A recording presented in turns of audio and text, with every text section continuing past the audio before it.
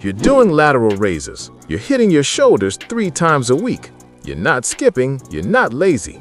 And yet your shoulders look exactly the same as they did a year ago.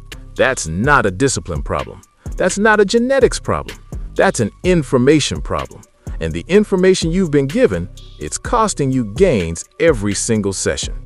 In the next few minutes, I'm going to show you why your shoulders aren't growing, and it has nothing to do with how hard you're working. Most guys are pressing for their ego, not their delts. You load up the bar, you push it overhead, and here's what's actually doing the work. Your triceps, your upper chest, your traps. Your front delt? Maybe. Your side and rear delts, the ones that give you that wide 3D capped look? Barely touched.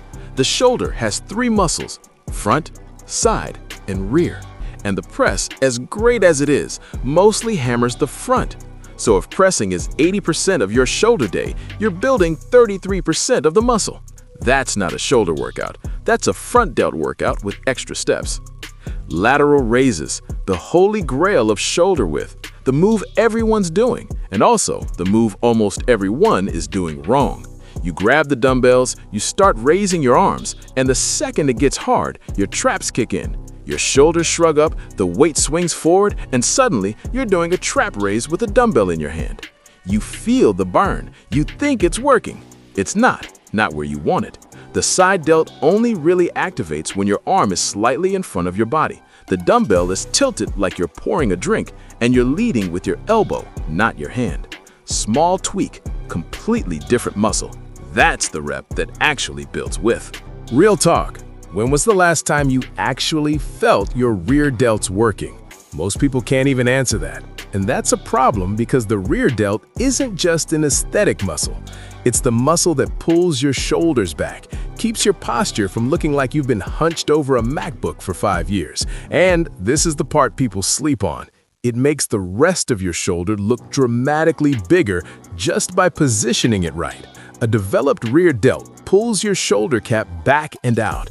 Your front delt pops, your side delt pops. The whole thing looks rounder, fuller, wider, without adding a single pound of muscle anywhere else. You're leaving visual gains on the table every week you skip it. Face pulls, rear delt flies, band pull-aparts. These aren't accessory exercises. These are the moves that make your shoulders actually look like shoulders. You walk in, throw on some weight, knock out a few reps just to warm up, and then hit your working sets. You're efficient, you're focused. You're also sabotaging yourself. The shoulder joint is the most mobile joint in your entire body. That means it's also the most unstable.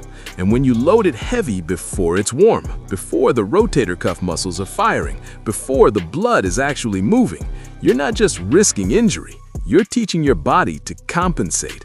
Your traps take over, your chest takes over, your shoulder just goes along for the ride. A proper shoulder warm-up is 5 minutes. Band pull-aparts, arm circles, some light face pulls, that's it. And those 5 minutes are the difference between a session where you actually feel your shoulders working and one where you just move a bunch of weight around and wonder why nothing's changing. Here's the paradox. Most people either hit shoulders once a week and wonder why they're not growing, or they hit them 3 times a week and still wonder why they're not growing. The answer isn't more volume, it's smarter volume. Shoulders are small muscles. They recover fast, but they're also being hit indirectly every time you do chest, back, and arm work. So when you add a dedicated shoulder day on top of all that, with ego weight and bad form, you're not building, you're just creating chronic inflammation and stalling recovery. The sweet spot for most people is 2 shoulder sessions a week. One heavier session with pressing movements, one lighter session focused on isolation, especially laterals and rear delt work. High reps, controlled, feeling every single inch of the movement. That combo, consistent stimulus, adequate recovery, proper targeting, is what actually moves the needle. All right, let's make this simple. 3 shifts. That's it. 1. Fix your laterals. Slight forward lean, elbow led, dumbbell tilted, controlled on the way down, full range.